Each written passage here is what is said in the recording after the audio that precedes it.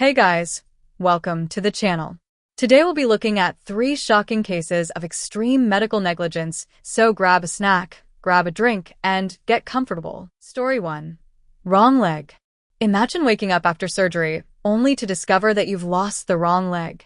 Sounds like something out of a nightmare, right? Well, for 52-year-old Willie King, this tragedy became his reality in 1995.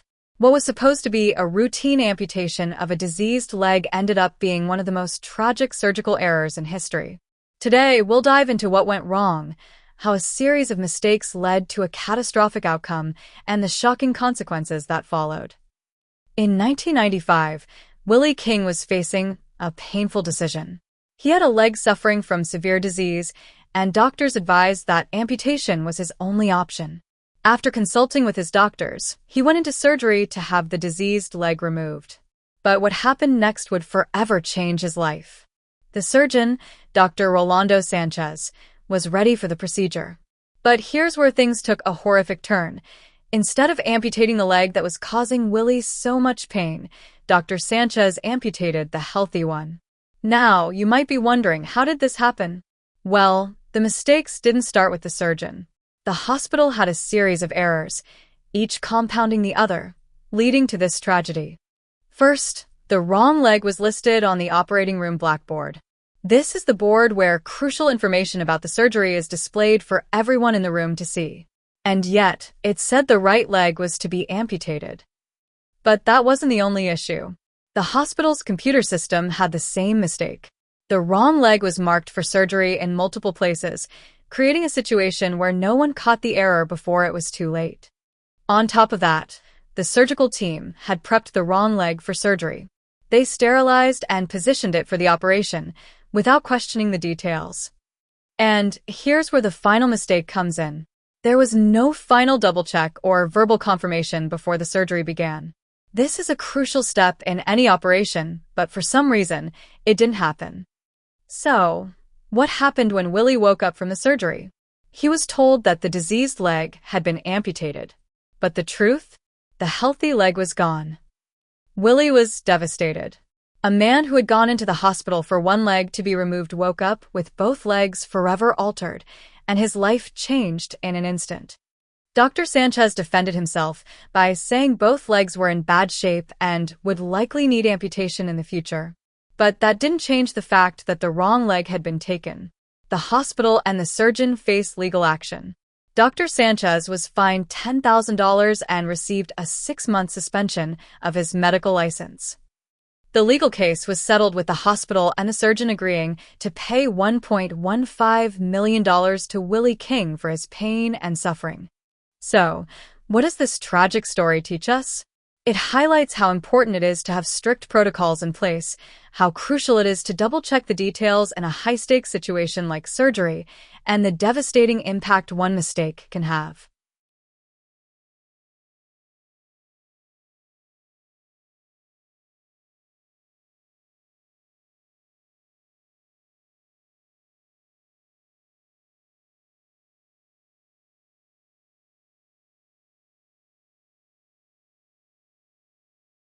Story 2. I'm still awake. When you go under the knife, you trust the medical team to ensure that you remain unconscious, numb to pain, and unaware of what's happening to your body. But what if, during surgery, you were to sleep? What if you could feel every cut, every movement, but were paralyzed, unable to scream for help? This is the horrifying true story of Sherman Sizemore, a man who experienced something that no one should ever have to go through, an experience that led to tragic consequences. In 2006, Sherman Sizemore, a healthy man with no prior psychiatric issues, underwent surgery.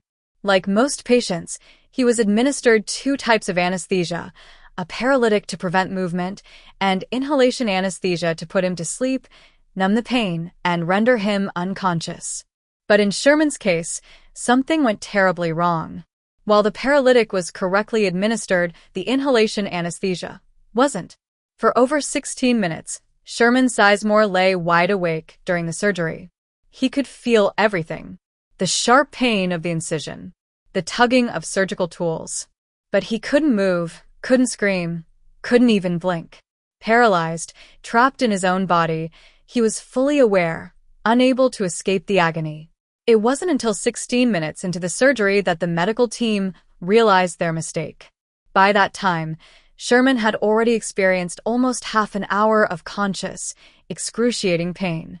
When they finally corrected the error, they administered an amnesia-inducing drug to erase his memories of the trauma.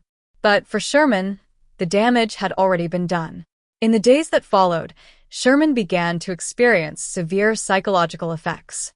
Panic attacks, intense fear of being buried alive, insomnia, and terrifying nightmares plagued his mind. A man who had once been healthy and stable was now tormented by his mind and body. And, tragically, just weeks after the surgery, Sherman took his own life. Sherman's family was devastated. They believed that his suicide was directly linked to the horror he endured during that surgery. They filed a lawsuit against Raleigh Anesthesia Associates in West Virginia, claiming that the failure to properly anesthetize Sherman had led to his death. The case was settled confidentially, but Sherman's story is not one the world should forget. Anesthetic awareness, the phenomenon that affects an estimated 20,000 to 40,000 patients every year, is a terrifying reality for some. For Sherman Sizemore, it was a nightmare that haunted him for the rest of his life. If you or someone you know has ever experienced something like this, it's important to seek help. Talk to a medical professional. You're not alone. And that's the story of Sherman Sizemore, one of the most terrifying, tragic cases of anesthetic awareness. Stay informed, stay aware, and remember, never take your health for granted. Story 3. Dr. Zorro's beautiful job.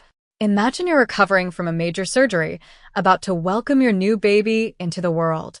And then, you discover something shocking on your own body that you never expected: your doctor's initials carved into your skin. This is the bizarre and unsettling story of Dr. Alan Zarkin, a once-respected obstetrician who turned an otherwise routine procedure into an unforgettable and disturbing act of medical malpractice. Dr. Zarkin had a long career in obstetrics, delivering countless babies and earning a solid reputation. But in one shocking moment, he'd forever change how the world saw him, and not in a good way. The year was 2013, and Liana Geddes, a woman about to give birth to her first child, was scheduled for a C-section at Beth Israel Hospital in New York City. Her doctor? Dr. Alan Zarkin. After a smooth and successful delivery of her healthy baby girl, Liana was recovering in her room. The next day, as she examined herself in the mirror, she saw something horrifying on her abdomen, her doctor's initials, A and Z, carved into her skin. Not just a small mark, but a full-on carving 3 inches long by 1.5 inches wide. Zarkin had literally branded her. And get this, according to those in the operating room, Dr. Zarkin wasn't shy about his actions. In fact, he proudly declared, "I did such a beautiful job, I'll initial it." His colleagues even gave him a nickname after that, Dr. Zorro. But it wasn't because of his heroic deeds, no, it was for his bizarre and arrogant claim to fame. What followed was swift. Beth Israel Hospital wasted no time in suspending Dr. Zarkin, and he would later resign from his position. But the damage was done. Liana Geddes and her husband, Robert Galili, a well-known oral surgeon, were understandably horrified. They filed a lawsuit against Dr. Zarkin, Beth Israel Hospital, and New York GYN/OB Associates. The lawsuit was settled for a whopping $1.75 million, but for Liana, it wasn't just about the money. It was about justice and making sure no one else would suffer this same fate. And as for Dr. Zarkin, well, he didn't escape without consequences. He was later charged with assault and pleaded guilty. His punishment? Probation. So, how did a respected doctor end up making such a huge misstep? And why did he think it was okay to brand a patient like that? This case remains one of the most bizarre in medical malpractice history, and it's a reminder that even the most trusted professionals can cross boundaries. What do you think? Should Dr. Zarkin have been punished more severely? Or was probation enough? Drop your thoughts in the comments below. And if you want to hear more strange and shocking medical stories, make sure to like and subscribe. Thanks for watching.